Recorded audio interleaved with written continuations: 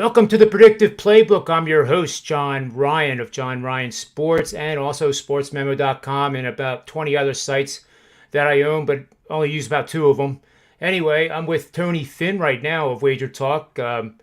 It's always great having the legend in the house here. He's fresh off that NBA show that I love, so that's probably why I sound a little hyper because I got Joe Ranieri. I got him. And I'm really happy I got him. I don't care if he thinks that I didn't get him, but we surprised him with a non-linear equations chart. Yeah. And I think he tried to pretend that he understood what it was. Right. Then he passed it on to me to try to explain. And you did. And you explained it so he could understand. I mean, the idea of, right. I forget what the key was. It was 4 out of 5 losses, and then they didn't go to the rodeo. And that's the key. Yeah, exactly right. I mean, anybody that looks at that equation is going to think rodeo right away. Right. Exactly. So I'm glad that we did that. That was fun, though. It was all good fun, and that's what makes Wager Talk and Sports Memo so good and cool. You know, we're all able to take the ribbing and also dish it out from time to time. And well, I'm glad we did that. Yeah.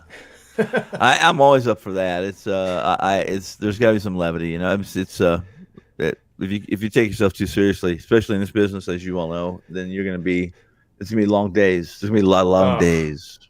Yeah. Yeah, you're right, and you'll be focused on stuff that does not matter. Right. Just wasted effort. I hate that word toxicity, but that's what the word is. I agree. And I don't have time to hardly get. We don't have a lot of time to get stuff done we really need to, let alone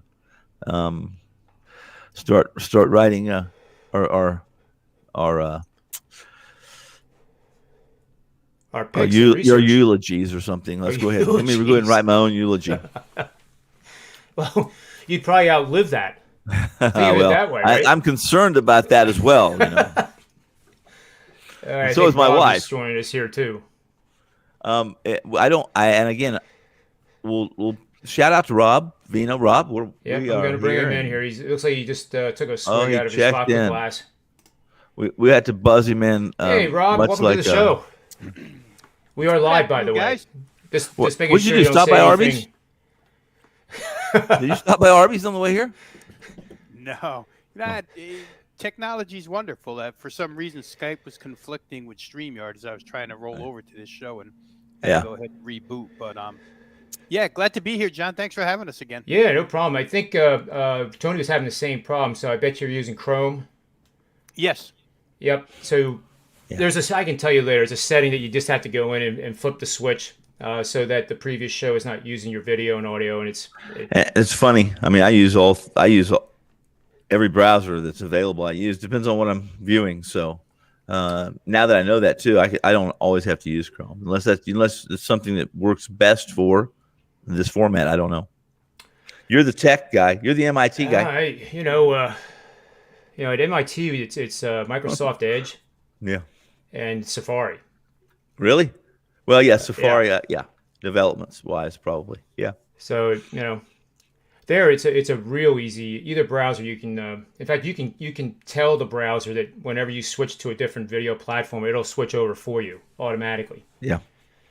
Because I had the same problem back 6-7 months ago when sports started again, and I couldn't understand why nobody could hear me.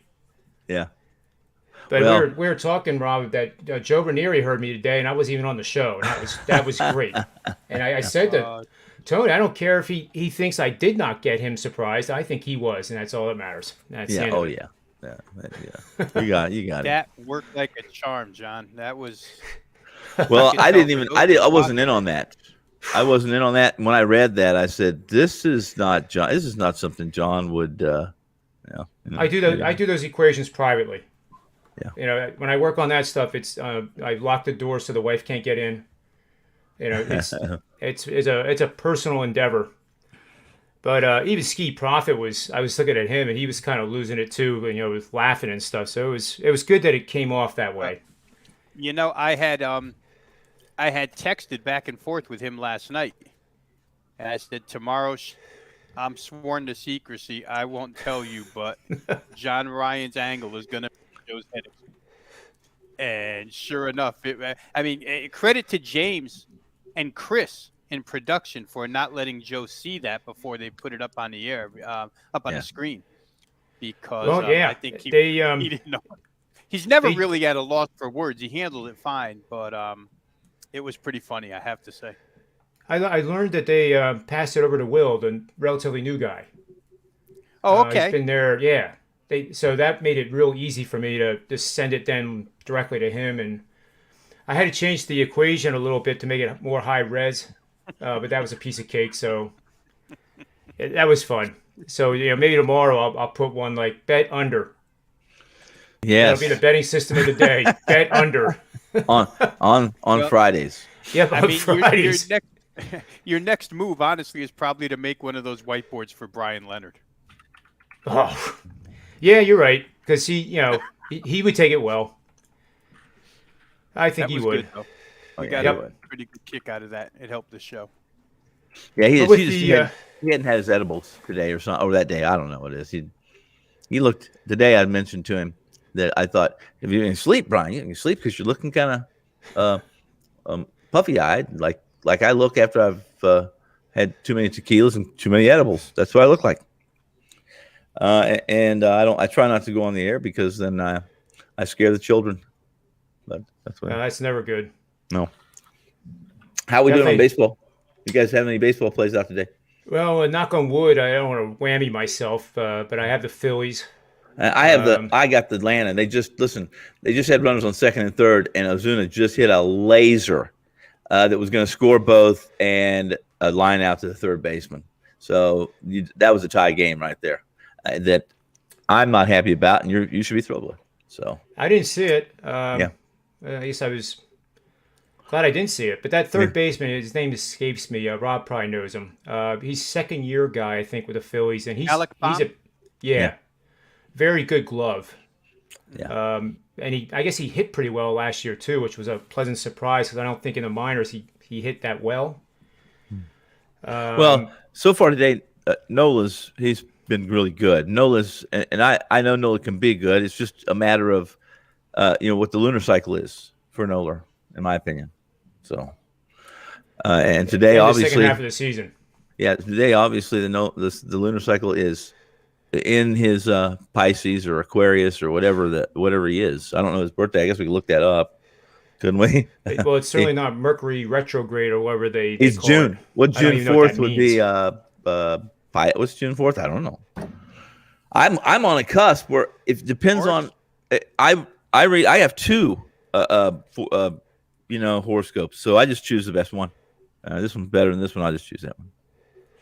Well, I'll say That's- this real quick. Bottom of the third, Colorado led off with a triple off Kershaw, followed by a quick single. So it's 1-1, L.A. Colorado. Yeah, I did see that. Yeah. Man on second. They didn't JT score in the top of the Realmuto, third John. either. JT's having a nice day today at the plate. Yep, Real that was a Mundo? huge signing for them. Yeah, I didn't think he was going to re-signing. be. I thought he was not going to be. I thought the injury that he suffered a little bit was going to hinder him early in the season, but I guess not. Am I wrong? Doesn't look that way. How's He had Didi doing in leadoff? Because in spring training, I thought he looked really good coming off that ACL from 2019.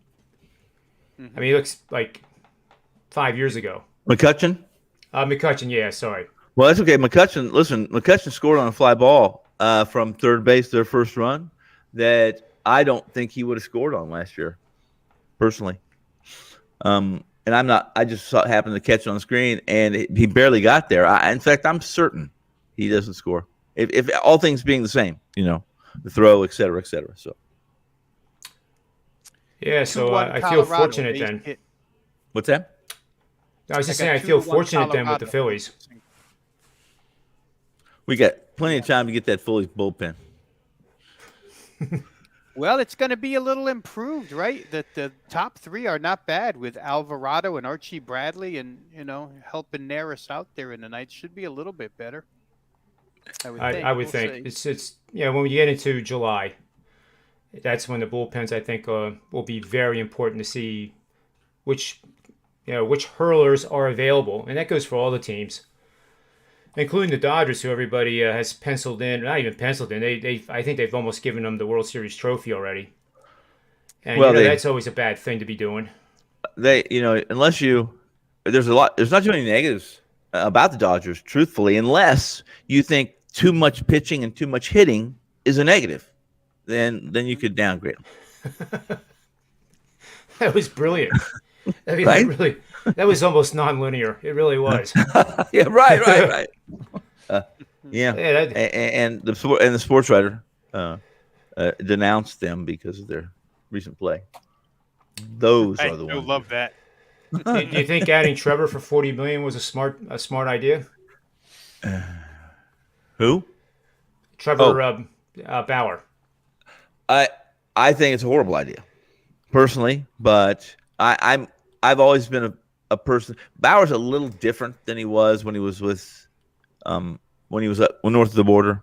He's still a little bit, but he was a much bigger head case. If you got into his head, it was over on the mound. True. He would blow up and did so much. I made so much fun money with him and with teams I knew that could get in his head through the seasons. His season last year was remarkable, but I throw everything that happens in the 60-day sprint out the window. Until I don't know who I was talking to, Joe. I think we were talking to Joe Pepitone, last night, and I said until something jumps at me and says that I'm wrong, then I'll reach out and grab it and I'll use it. But until I see something that equates to results from that 60-game season, that COVID season, I just can't use it. I just can't use it, and I can't even put my arms around it. I did fairly well last year, guys, but it wasn't as good as normal, and I think I had some good fortune in a lot of situations that had they gone the other way, it probably wouldn't have been as good. So, yeah. So what other games do you guys like tonight that have not started? Well, I'll tell you what I released to clients today. Actually, last night, trying to be ahead of the curve, I released DeGrom on the run line, knowing about the COVID, and of course the game got postponed, so that's by the wayside. And I really don't want to jinx myself here, but I have Sandy Alcantara and Tyler Glasnow under 4 runs, first 5-inning line, and looks like a nothing game between Tampa Bay and Miami right now. So if I can scoop by that, I'll be 1-0. Tonight, what would interest me, John? Probably interested to see. Obviously, the White Sox are a big topic of discussion this year. So how Lucas Giolito performs, losing. Well, they lost one of their big guns, and I'm losing my head now. Pitcher, you talking about the outfielder that is hurt? Yeah. Gone for the year with the bicep injury for Chicago. He was. I can look it up. I know you're talking about too. Yep. Yeah. Elon, it's let's put it this way. Jimenez. There you go. Right. Eloy Jimenez. Eloy Jimenez, and it's the replacement for him was that Chicago went out and signed a minor league deal with escape me too. Lamb, exactly, which doesn't make up for him for Elon. That doesn't do it. However, guess what?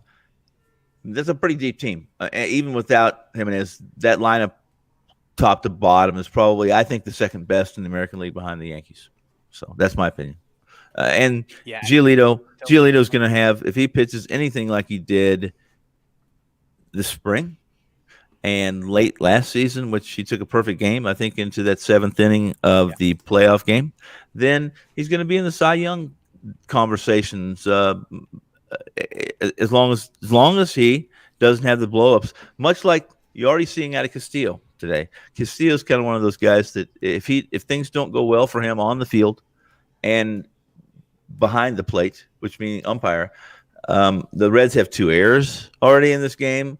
As Castillo's given up 6 hits, 6 runs, six have earned. Actually, 7 runs total now. But But long story short is that I'm not a big fan of the Cardinals. I don't think one bat, in this case, Arenado, changes their fortune. Their pitching staff is soft, and pitching will take you only so far. But I think outside of Flaherty, they just have very little to offer me in the way of supporting them with paper, and I mean green paper, with George Washington and those guys on it. Both teams have more runs than hits. Yeah.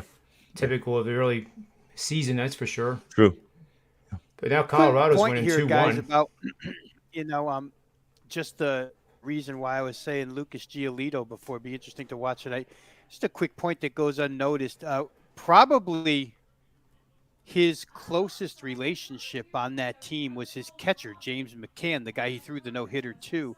And James McCann got traded away this offseason. So we'll see how he does with another catcher this year. I remember seeing an interview where Giolito said, I didn't even have to think about it on the hill during my no-hitter because McCann knows exactly what to call. I just watch him and I throw what he tells me to throw, and it works really great. And when you get that pitcher-catcher chemistry, we've seen, and again, we go back in years, but we've seen through years, going back to Steve Carlton, where you have your own private catcher, that you're more comfortable throwing to. So Giolito's a young guy with really good stuff. And maybe it won't have an effect at all. I'm just interested to see it in that instance there.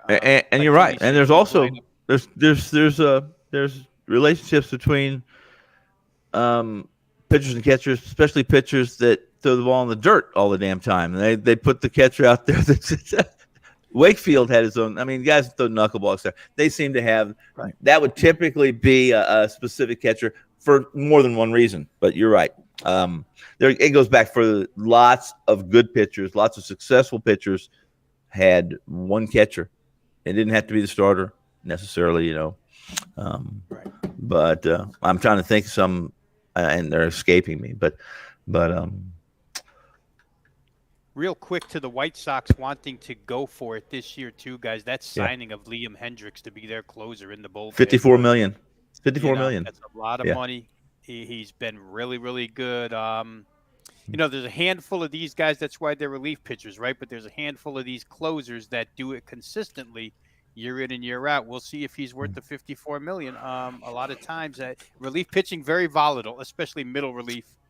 Very, very volatile. I'll throw an example at you where that may not exist in this day. It could, but I'm skeptical, and that is 2014 or 2015, there was a three-headed monster, similar, as good, maybe better than the Reds during the days that Dibble and those guys were pitching. Andy Myers.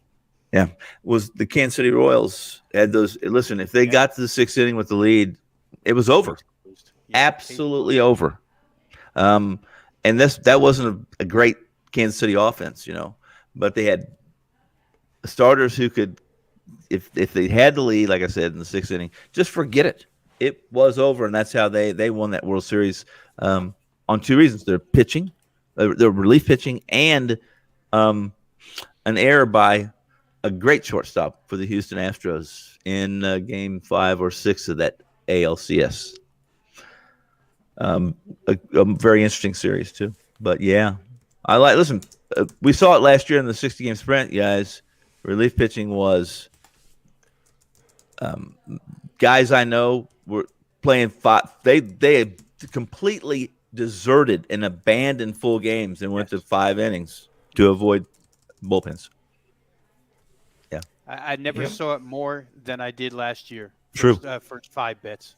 Yep. It was and justified, like you're saying, Tom, because some of those bullpens you just could not. No. And you couldn't carry a 4-run lead into the 8th with some of those bullpens. So the Phillies being one of them, first 5 became a good thing. We'll see if it bounces back this year. Inside that same division with the White Sox, Minnesota's bullpen 1 through 4, pretty good as well.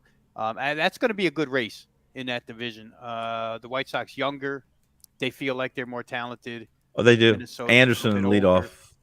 If you ask Anderson, they're the best team in baseball. I like him a lot. He's a confident guy. He's not too cocky, but he's fairly brash, very confident, and a guy who can do it all. is a good player, very good player. I like him. Absolutely. Skipping over to the Yankees game, what do you see for a score there? Because I put a tweet out. I'll tell you what it is before you tell me the scores. I truly don't know what it is. But the tweet goes like this: Yankees Blue Jays tied 2-2 through 6 innings. Yankees are 18-16 in home games, tied 2-2 after the 6th. Mm. At BetMGM, you can get the Blue Jays right now at plus 160, and I like that bet a lot. It's a winner. It's a winner. Yeah, it looks It's like a winner. over. What happened? I honestly, I did not know what the final score was, so I'm not trying to brag. 3-2. 3-2 in the 3-2. 10th, and I guess I go by play-by-play, but I'm going to assume that what happened was that's that extra inning rule we have again for the second straight year. That's much different, and Put him on second, yeah. and while it's pretty difficult if we're going to be handicapping extra inning games. Every time we look at a game, we have to handicap that extra inning rule, which is an advantage to good situational teams that have better speed than the other teams, but mostly, in my opinion, situational teams that can bunt. Not too many teams practice bunting anymore, guys. Not even it's just pathetic. Some of the bunt attempts that I see. I believe there's some kids in Babe Ruth League that can out bunt the guy that's making $40 million. Art. Yeah, it's all about the uppercut and the home run, and like we said, guys like George Brett and Charlie Lau. That's Charlie Lau. Yeah, that's Charlie Lau was taught. Wow, Charlie Lau was a good hitting coach, man. Those were good hitting. George Brett, amazing hitter, really. But he'll give all the credit to Charlie Lau and that principles, that level swing, just hitting it hard. Right. My son actually met Charlie Lau Jr. too, who tried to carry the torch after it. But A-Rod was was that same swing, and it's really nice when a pitch coach also gets hitters like Hal McRae and George Brett and guys like that make you look pretty good, right? Yeah. Right. And, back, I don't even know if they teach the rotational swing anymore, but it was it was similar at the time. Those advocates of either swing were it was polarizing. Yeah. So if you did the rotational swing, you weren't necessarily doing the right thing, and if you did the Charlie Lau, you weren't doing the right swing either. But Charlie Lau, for those that don't know, was the release of the bat to the left hand if you're right-handed. So you would see that a lot. Yep. And rotational swing was both hands were on the bat, and it was all with basically starting with the hips. Absolutely, yeah. Yes, yeah, and to start the bat where you held the bat too. None of his guys would ever hold that bat straight up and have a big loop. None of that would ever have happened. Yeah. And no two-piece, no right. two pieces, man. That's correct. That's straight correct. to the ball. Well, it's funny you said that because that was also an era. I wouldn't classify it as a dead ball era, but it certainly isn't the ball we have now. No, right. It's not. And that even goes back to McGuire and Sosa, and these guys don't have to cork anything nowadays. The ball's corked. So let's move on to my next tweet, if you don't mind. Right. It has to do with the Texas Rangers, and the Rangers are 0-6 if opening day is on the road and they ate at McDonald's. No, I'm in. Wait, it doesn't say that. It doesn't say that. Oh. It just says if they ate at McDonald's. Well, then. But seriously, they're 0-6. I'm getting too goofy with these things. 0-6 if opening day is on the road. So they're in Kansas City to take on the Royals. Does the streak end as a plus 150 road underdog? And do you think that's a good bet? Because I do. Well, I'll say this. Pizza money bet. Here's the deal. The money line in this game speaks to what the odds makers think of the Texas Rangers this year. That's true. Because this is a Kansas City Royals pitcher. This is a guy that pitches to contact, Keller. Isn't it Keller today? Pitches to contact, the ground ball pitcher, okay? I would say this. There's one guy, we'll talk about props right now, okay? And I've got to quit doing those Alice in Wonderland mushrooms because I keep growing with you guys. I grow and I grow and I grow taller. But the slugger for the Texas Rangers, I'll get back on this. The Texas Rangers, Gallo, loves loves sinker ball pitchers, low balls, low left-handed pitcher that loves the low pitch, and he's the guy that is the prop guy. I haven't looked at any props, but I thought about it when I saw Keller pitches. Listen, Keller pitched to contact. He didn't miss very many bats. He didn't miss, but about 12% of his pitches are missed by a bat in one way or another. That in this day, and it's a dangerous way to live in a day where home runs. Here's what dominates Major League Baseball: home runs and strikeouts. If you can't miss bats, it's tough to be successful. And if you don't take advantage of pitchers that don't miss bats, you may not have a spot in the starting lineup. There are very few Maddoxes. There are very few of those guys right now that can take on a lineup, not miss a bat, and be successful. That's my opinion.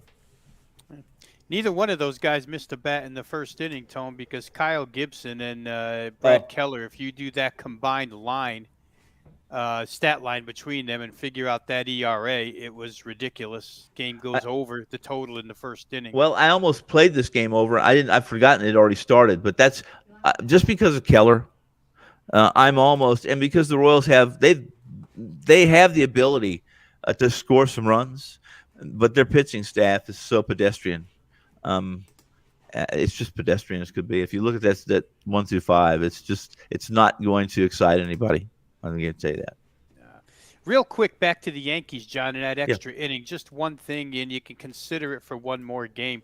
Go extra innings today without the help of Aroldis Chapman, who's suspended for the first 2 games. It makes a big deal in the Yankee bullpen when it comes to extra innings, and it kind of bit him in the ass today, maybe. I don't know that, they would have come with Chapman in a tie game. Normally you give the ball to the pitcher when he's got a lead, but still one less dominant arm that they had. And they won't have him for the next game, and then he'll be back after that.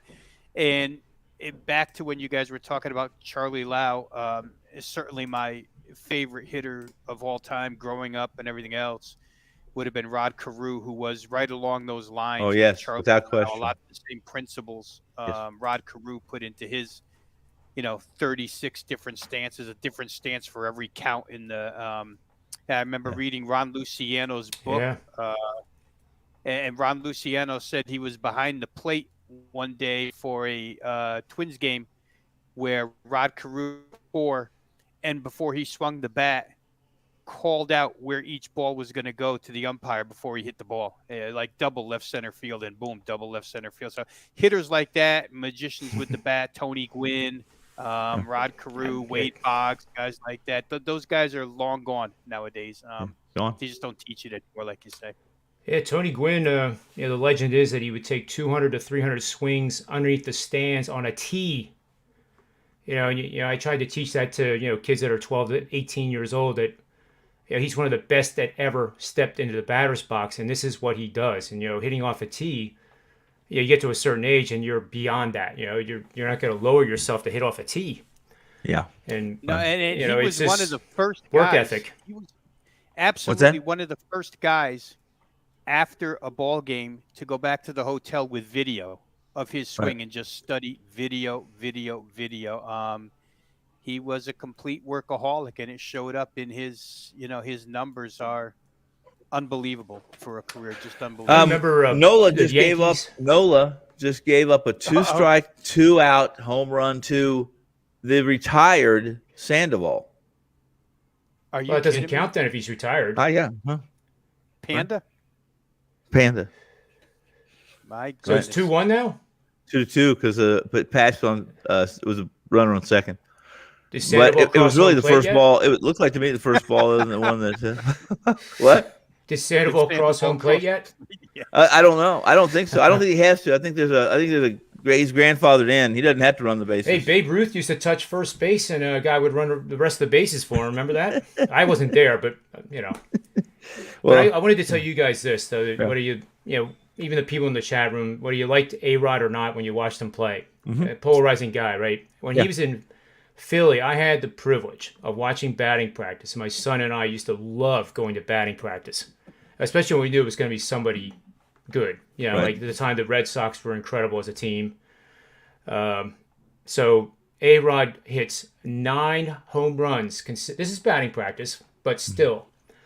right center, left center, right center. He was alternating 9 in a row.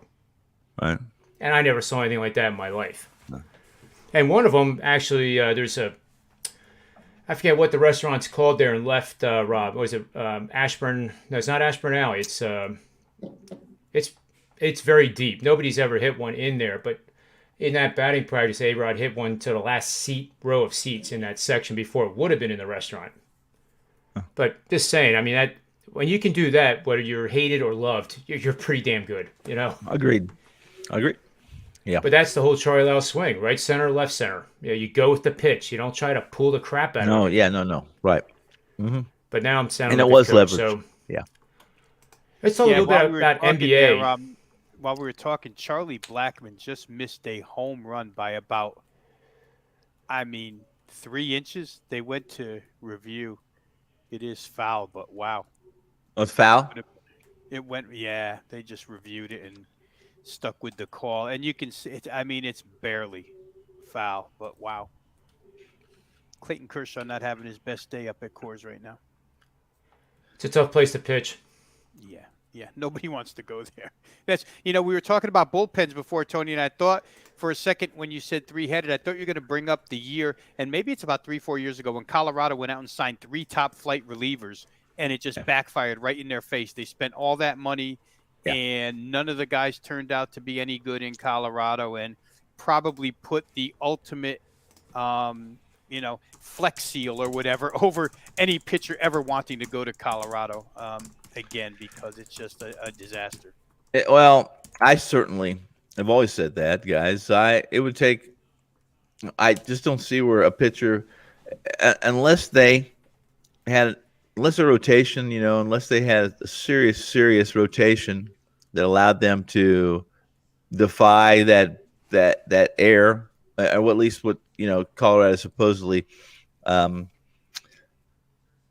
What that thin air, and what that altitude does to a breaking ball, unless you could, defy that somehow, I certainly wouldn't be wanting to make. I wouldn't want to be in a free agent year pitching for the Rockies. I certainly wouldn't want to be that guy. Yeah. Tough. Even with the humidor and everything, right? Right. It's just hard. When they were the Blake Street Bombers in the 90s, when they first came into existence, and they had all the big Dante Bichette's and Don Baylor's. The only pitcher I can remember having a lot of success there was Billy Swift, who threw pretty well. But otherwise, I think you just have to have fastball pitchers. But still, they have Marquez, John Gray. Marquez was. And neither one of they've been fairly successful. Yes, yeah.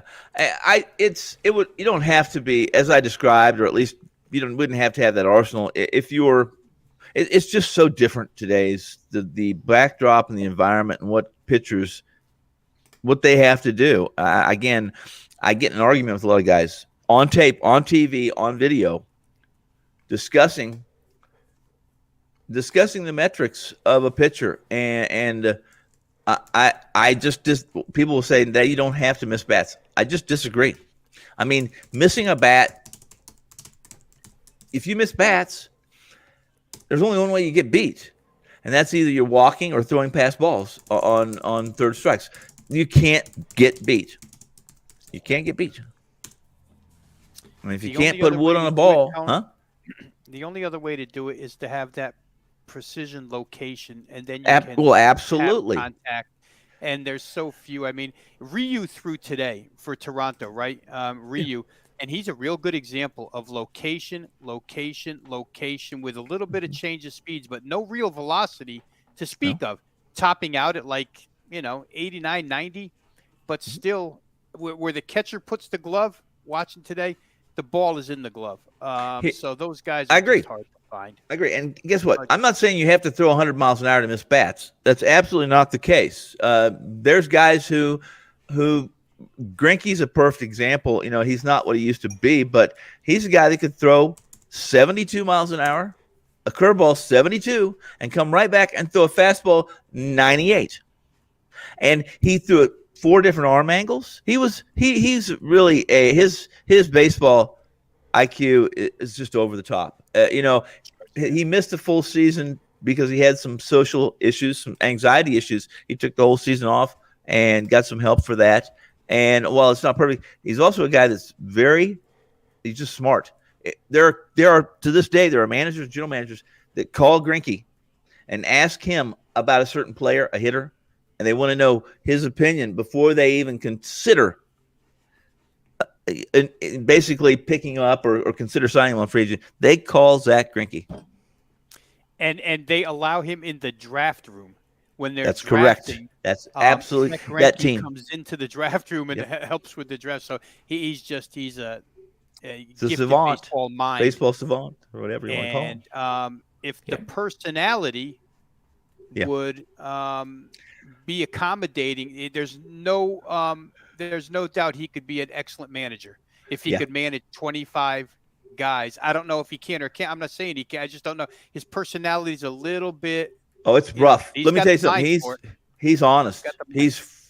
If you ask him, even in interviews, they'll ask him things, and I'm always surprised. Sometimes I'm still surprised at the answers he gives because they are brutally honest. At least what he believes to be honest. And I mean brutally. There were some quotes from ex-Arizona Diamondback teammates after he left for Houston. And they asked each guy, just something about Zach Greinke. And to your point, some of their responses that they got from Zach Greinke so brutal that they were shocked that somebody would even say that to them, but he just doesn't care. He's that kind of guy. Listen, I think part of that was his social. One of the things is that he's in some way, shape, or form, he's always been that way. And some of the social issues he had was people responding very negative to that brutal honesty, and him not having a filter. And that can be a social handicap, can it? Being brutally honest. It certainly can. Most people don't like that. I know they don't. Especially if it has to do with them. And I say it, I'll tell you, Greinke's one of those guys that would say that some people will say, I don't think I like you. And he would basically say the same thing I would. And that is, well, get the hell in line. A lot of people don't like me. So let's move on. I'm not wasting time with you. That's how he was. He wouldn't go to interviews for a long time, guys. When he was younger, rookie, he wouldn't even go face the press because he would just have anxiety attacks. And I was so glad to see when he overcame that, came back to Kansas City, obviously had some pretty good seasons, went to Milwaukee, had a Cy Young season. And he's still a guy that, like today, I know that we'll have to, is that tonight? That game is tonight? I'm not certain. He's opening up against Bassett. Yep. He doesn't have to have spring training. He's a guy I trust. No matter what, I'm going to trust him. He may not win. He doesn't miss as many bats as he used to miss, but he's so smart. He knows how to attack pitchers. And to your point, Rob, he would be a great manager. If I have a horrible feel he would alienate so many players because he would be just honest with them and say, listen, you diva, you bitch, you got to, I'm just telling you, he would be brutal. Yeah. That's one sticking point with him. We can close up Zach Greinke real quick, but I'll say this. How about last year, guys, when he told his catcher the pitch he was going to throw and still threw it past the batter? It's just crazy.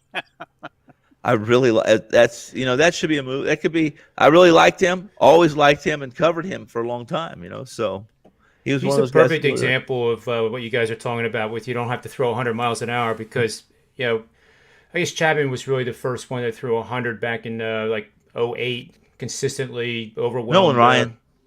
That's true. Yeah. But it was Chapman, I guess, marks the beginning of the age of the 100. Yes. And multiple people doing it. Yes. So if you don't have any movement on the pitch the batters have caught up to it. That's correct. And if you don't have movement on it, you're going to get killed. So here we have Zach Greinke starting tonight, opening night. And here's the difference. His change moves, when he throws it, it'll move arm side into the right-handed batter. Yeah. It moves 7 inches. Incredible. That's more than half the plate. That's a wiffle ball. He's using a wiffle ball. It's almost like a Frisbee. Yeah. And it tails in on the hands. And it comes in at like 78 miles an hour, which, I've had, some 13, 14-year-olds that throw that hard with a fastball. But again, it's the spin rate. And I look at brooksbaseball.net. Yeah. and I get a lot of good data off of there. You mentioned some other good sites as well. The who's that guy? The Savant baseball. I can't remember his name, Prospectus? Okay. no, it's actually the end of the name is Savant. Oh. But anyway, I'll mention that in another show because that's another really great site if you want to see spin rates and all kinds of Well, yeah, interesting stuff. But speaking of spin rates, they've compared Freed. I was really high on Freed last year, and I had it with his show with the first pitch, Rob, you guys, and we were on that show, and Freed was pitching, and I was, giving him a lot of butt slaps on the show, and they started saying this and that, and I said, well, who's better? Tell me one left-handed pitcher in the National League that's better than Freed last year. And they stopped. They thought they couldn't come up with anybody. And I said, now it's not a great it couldn't. I think Kershaw was hurt at that time anyway. But long story short is that they've compared Freed to Kershaw and Kershaw's spin rate and Freed's spin rate and there are some guys that throw the ball with a spin rate that's almost against the law of physics. Some of these guys have incredible spin rates, and those are the things that make the ball go faster and the wrong direction that you would imagine. So it's everything. Some of them can generate up over 2,500 RPMs on the pitch, which Yeah, and because makes of it real Garrett hard to see Cole, the seams. because of Garrett Cole and Trevor Yep. Bauer, they're going to start checking that this year, guys. I was just reading an article where they're going to make sure that there's no funny business going on to make this happen. But I know Trevor Bauer, got into that huge argument with Garrett Cole. They were teammates at UCLA, and your spin rate because you're cheating, and I could do that if I was cheating. So it has gotten into that for sure. Zach Greinke, if you just go back last year and look at some pitch data, you'll find that now when he drops that so-called ephus curve in there, that thing's traveling about 68 or less anymore. His range is from about 68 to 92 nowadays. That's an 89-mile-an-hour fastballs past guys. It's because the change of speed it makes it look like 99, right? Come on, Yep. if you throw a guy 70-mile-an-hour curveball for a strike, a 92-mile-an-hour fastball is going to look like a 102-mile-an-hour fastball without question. And that's everything. I mean, at that level, pitching. yes, I agree. At any age, that's the whole key to pitching is that. I had a great changeup. I had a decent fastball, but I had a great changeup, and the only reason I was successful because I couldn't hit a curveball. I could not hit a curveball. Just couldn't. You could throw a lollipop up there, and I'd swing 5 times before the ball would get to the plate. There's a guy named Serrano that couldn't hit a curveball either. Remember that? Alfonso Soriano. No, Serrano in Major League. Yeah. Yeah, well, he's got that great locker, right, full of candles and voodoo and all kinds of I love that. Afraid can't I hit love curveball. that shit. I love it. That is a great scene. And then what's his name? The pitcher says, "Are you trying to tell me Jesus Christ can't hit a curveball?" All right, so we'll get away from that show. Yeah. But that's another one like Caddyshack. It's one liner after another. Especially today. Is tomorrow Good Friday? It is Good Friday tomorrow. Isn't it? It is. Yeah. Yeah. We want to be careful. Thank you. Thanks for reminding me. See, that's a teammate, right? Right. Yeah, you could have thrown me out there, but for the last 4 Fridays I've been good. All fish the last 4 Fridays. So I don't want to screw it up now. Yeah. But in that movie, a guy crushes a home run about 500 feet, and they look up in the air and go too high. Too high. It's too high. 100 yards. They're so but funny. that was Cleveland Indian fans, and yeah. With all due respect, there's fans like that their seasons get so bad that's what they really discuss. I'm totally convinced of it. Yeah. Yeah. Minnesota. We're talking about all this stuff. Minnesota. There are some teams that are late to the game, and there's some teams that have completely abandoned the game. And Minnesota put some guys in the front office, and they got a lot of grief this offseason that these were Ivy League guys, never thrown a baseball or played in a baseball game, that are making decisions on baseball players. Well, Minnesota went analytical, and guess what? Everything changes. The only thing that in life that death taxes, all that saying it's true. But it doesn't really apply. The only thing really that you can count on is change. Everything changes, be it the weather or sport or how we view our media or read our media. I mean, there's some people who were smart. Who was the smart one? Who was the kerosene king? It would have been I can't remember now who it was. But he figured out what to do with kerosene when they invented electricity. He's still family's still filthy rich, and the smart teams. And Billy Beane was one of those guys. He wasn't necessarily analytical in that sense, but he's one of those guys. We don't bunt. I'm not giving up a free out. I'm one of those guys. I don't believe that there are certain situations you bunt. Maybe with the new rule with the guy at second base, start the extra innings. If you can get him at third base, and on with somebody can bunt, then maybe I believe that. Maybe that's an out you want to give up in that situation because you have 2 at bats and one of them can be an out and score him. So, but Billy Beane's still employed, and Oakland A's still continue to produce winning seasons, and they still bring people in the crowds, and they do it for less money, all because of analytics and those players and what he believed, and it's done with analytics. So it's no different than John and the Wall Street and the stock market. At least those stocks that are on the up and up, at least, and not too much insider stuff's going on. Those are the stocks I want to know about, but no one ever wants to tell me about, and I don't blame them. So I just wanted to take a moment here. This is kind of a cool moment personally, and I just double checked here. My son played college baseball with the twin brother. That was the McCormick twins, and Chaz McCormick is the twin that played at Millersville, Pennsylvania, and he made the Houston Astros roster. Opening day roster. So big shout out to Chaz. That's his real name. It's pretty cool. You know, he's just a great family and great everything. You know, it's pretty cool. I gave myself goosebumps thinking about it. Houston team? Well, I don't know anything. I know a lot about minor leagues. I know about most of the top prospects. If you make the Houston opening day, listen, I don't think there's a better organization, at least before all the crap. There's some of those guys have had to leave because of the pressure from the camera, from the basically stealing signs. But all time, I don't, in my lifetime, I don't think there's been a better organization as far as producing winning teams, players from inside, and making good decisions on free agents than that Houston team did for the last decade. Really amazing. And he is that type of player. They usually build those the 5'10" to 6 foot ball player that's between 180 and 210 pounds, and they have developed a lot of those over the years. It just seems to be their. Bagwell was no big guy. He wasn't a huge guy. He was thick. He wasn't that tall. No, Biggio was no big, strong guy. But they could hit. They had good hand-eye coordination, and again, they have good coaches and good scouts and good front office people that know where to look and can find those pieces of coal they know are going to or have been compressed enough that they're eventually going to turn into a Rob Veno, the diamond in the rough. My claim to fame is that as a 20-year-old coaching Little League Baseball 11 and 12-year-olds from my hometown, we coached against Maurice Vaughn, as he was known then.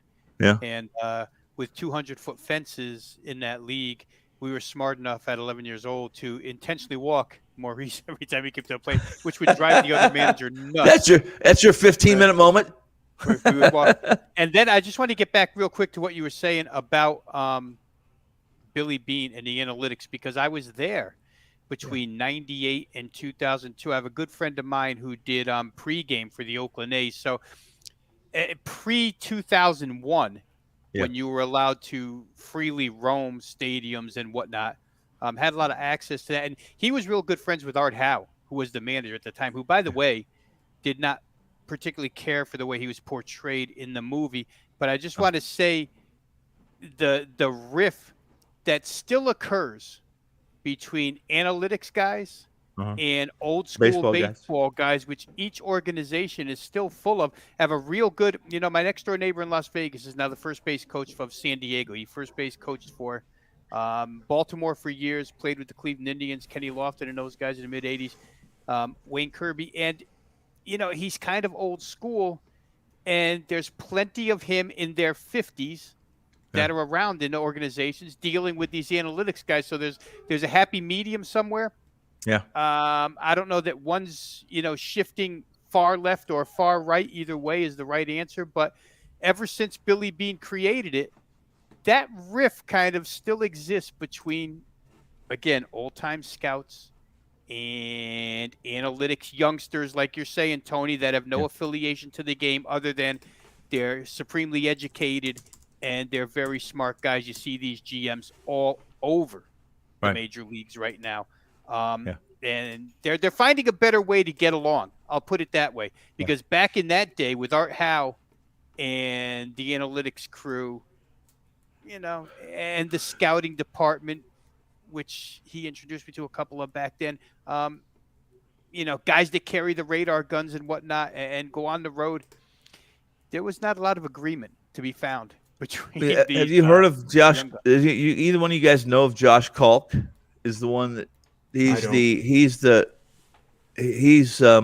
one that went to the Minnesota front office. But his claim to fame is he's the creator of the Pitch FX metrics. And so that's who they put into the front. That's who they have in the front office. And in truth, the pitching coach this year, Wes Johnson, was a controversial hire too because of his commitment to analytics, and all those things. But that's just what it's going to be. I think 10 years from now, what we're talking about now would be unheard of, not to have everyone that uses analytics to do their scouting, their drafting, and their coaching. There's a place for all of it. There really is a place for all of it. The analytics can't measure a kid's determination, a kid's heart, a kid's willingness to, a robot doesn't have those things anyway. That's all we want to draft. We want to draft robots to have a 2,500 RPM rotation. We're good. Yeah, and a 3-outcome offense, right? Strikeout, walk, hit a home run. That's what we want. Right. Nothing else. Yeah. It's changed. You want to buy wins. We're all old enough to see the change. We all have seen it. Yes. For me, I hate to be the old guy in the room, but I prefer, guys with level swings and just make contact and the ball will find its way out of the park. I'd prefer that, but it is what it is. It's handicap it now. For anybody who doesn't know it, it's backspin. Backspin is what keeps the ball in the air. You're right. And here's the other thing. If they ever go back to a dead ball, then a lot of that stuff will come back, disappear, and what we're talking about will come back. It will. The shift will go away. Right. Yeah. If the internet completely disappears, it goes puff and smoke. Newspapers will come back too. The newspaper will be back. Yeah. It's interesting that they tried to deaden the ball this year, right? When they did the study on it, a 400-foot fly ball will now travel 398. So the way these guys are built in the weight room nowadays, no difference whatsoever in my. We'll see. The numbers will bear it out, but I don't know how much of a difference it's going to make. What they tell us they've done, what they tell us they've done to the ball is they only tell us what they want to tell us. So, and every year that they get asked, and they're not going to tell us, and they're not going to tell me or you or John everything they've done, and count me in on the fact that we're going to have to make basketball courts bigger. We have no choice but to make a basketball court bigger because soon when you have 5-on-5 Shaq against Shaq, the court's not big enough. These guys jump out of their shoes. They shoot. Right now, they're stepping out of bounds because where the three-point line is in the corners because they can shoot from anywhere. Yeah, they could shoot from the first row. I think we saw that 5 times in the Michigan game by itself. Yeah. But am I right though? Yeah. They really do. These guys, they got to make the basketball. Now it's not going to make women's basketball any more exciting. And I apologize to all you women. listening, but I'm not a big women's basketball fan, and it's my own because I like basketball played above the rim, and women just don't play it above the rim. At least they do a little more than they used to, but and there's some really good players, technically sound good, but I like basketball fast and above the rim. That's me. So I'm going to take 2 seconds to pat myself on the back for bringing. We're not saying anything. First winner of the year, because that game is now 0-0 after 6 innings. So congratulations to those who followed and cashed a 5-inning run line winner on Tampa Bay and Miami under the total. Atlanta. Sandy Alcantara is a nice pitcher. Oh, sure he is. They have a great young pitching staff. Tomorrow, Lopez is a good young pitcher, too. I like Lopez as a dog tomorrow against Yarbrough. I just do. Now, I saw today that Sixto Sanchez, he needs to build arm strength. Arm strength. Yeah. He went down just for arm strength. Yes. That is Pedro Martinez's protege, and John. The Phillies got John Realmuto, or they got JT Realmuto for him. But I know a lot of Philly fans that were not that happy the day they traded that prospect away. Pitching only takes you so far, though. Now it's defense. We talked about this on the show, haven't we? Offense wins football games. Defense is icing. You have to have a capable defense, but you got to score. You got to be able to score fast too. Fast. Yep. Fast. It's the speed that now is the prevalent thing for receivers, simply because that's your guys that can score a 60-yard touchdown in a matter of 10, 15 seconds. So in baseball, in basketball, it's no different anywhere.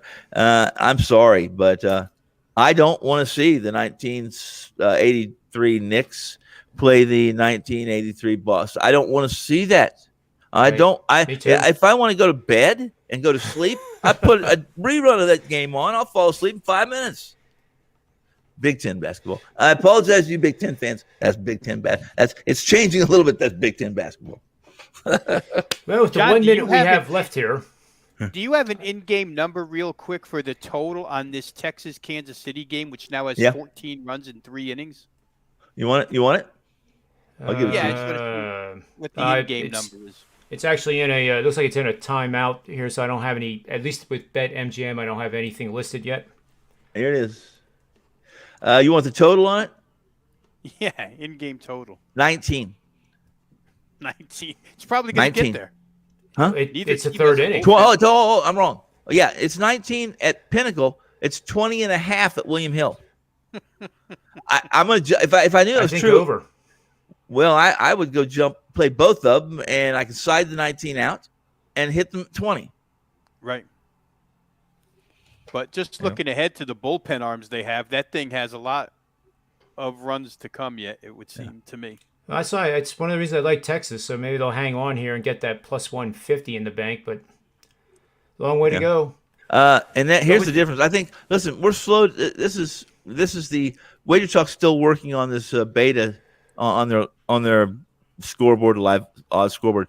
Right now, you see Pinnacle has the Rangers minus 350, and they have William Hill at minus 200. So something's incorrect there, because there's another one where arbitrage just got if they did that with every game, we wouldn't be betting games anymore. We would just be we'd be playing $1,000 to win $15, but we'll take it because we can't miss. As long as you can collect from both sides. I have minus 130 on the money line, Texas Rangers, and MGM has 21.5 plus 105. Yeah. Begging you to take the over. Yeah. Well, 21.5? 21.5. Why am I always on the under, guys? You got to beat me. I'm a winner before the game starts. I'm a winner. Well, I'm winner for last minute here. I just have an appointment to get to, unfortunately, but we really can't break down any games. But in the last minute, why don't you guys give a plug for yourselves over at Wager Talk and what you have going, any special subscriptions for baseball or whatever it is that you have going. We'd like to hear it. So we'll start with Go ahead, Robbie, and don't mention start with Rob then. the degenerate NRBQ stuff that you got going on over there, but I just that's not my style, but it works No. for a lot of people, including I like it. everybody to the I far like left it. here, who provides us with good info each and every day. Hey, listen, over at wagertalk.com, the baseball has already been played. I mentioned it once. I'll stop patting myself on the back. NBA action tonight, 2 plays up and available right now, wagertalk.com. One a best bet. One top rated. NBA's been sensational all season long. Year to date, the number 1 handicapper NBA at Wager Talk. So hopefully come through again here tonight, but that's what's available right now is NBA tip-off. It's within about an hour of us at this point in time. I can't make that claim to having the top record in the NBA. I can't do it. I am all basketball at Wager Talk all time. I'm number 2. And I think I'm a distant number 2, by the way, on that. But I'm all-time number 1 baseball, all football. And second in all basketball, right? I only do those 3 sports. And I have no NBA up tonight. But I have 2 that are going up as soon as we get done here. And I have 1 late baseball game that I really like. That was my top play of the day. And it is one of the opening day night games, which I really hate writing those things. I hate writing articles on opening day because it's opening day night and season opening. It's just, you know what I mean? So, yeah. But last night it's been a pretty good NBA run for me in March, a really good NBA run I had in March, one of my better ones. And my basketball is pretty typically was 65% in the dance, although we still have 3 left to go, 3 games left. Yeah. And I think the numbers I see for the first 2, and regardless of the scenario, unless I'm way off, I've already got it mapped out, charted who I will be on. Save injuries, et cetera, et cetera. So excited about this weekend. Baseball and free ML. I don't buy it anymore, but I used to buy the package, package, and now I just savor that first week, get it free. And then I buy the online version, it's cheaper. and I see it's easier. It's just easier. It's good stuff, man. Yeah. So we'll be back, I guess, around 4:30ish again tomorrow, assuming that there's no more technological nightmares on the Wager Talk NHL and Major League Baseball shows. I guess they had some problems with the technology. I mean, we all have problems with the technology. We're not running $100 million videos here, but we're running pretty good ones, though. What did you do with all that money I invested, John? No, if there's no internet, it's right behind you can find us in the newspaper. Studio, right? Yeah. The live studio audiences, a lot of live studio audiences, because there is no internet anymore. It's disappearing. Then we'll go back to newspapers. We will. Yeah. We will, and it's okay. I'm okay with that. It's tough for us though to do this and to sell. It's a tough business. 800 back to 900 lines. Jim Feist. I don't want to do that. I don't want to do that. That reminds me of that movie, 2 for the Money. Yeah. Yeah, that's crazy. Well, anyway, I appreciate you guys being on. Yeah, thanks for having me. We'll set this up for 4:30ish tomorrow, and I'll, of course, post it on the Twitter. So for Rob Veno and Tony Finn and myself in the Predictive Playbook, may all the wins be yours. Good luck tonight, guys.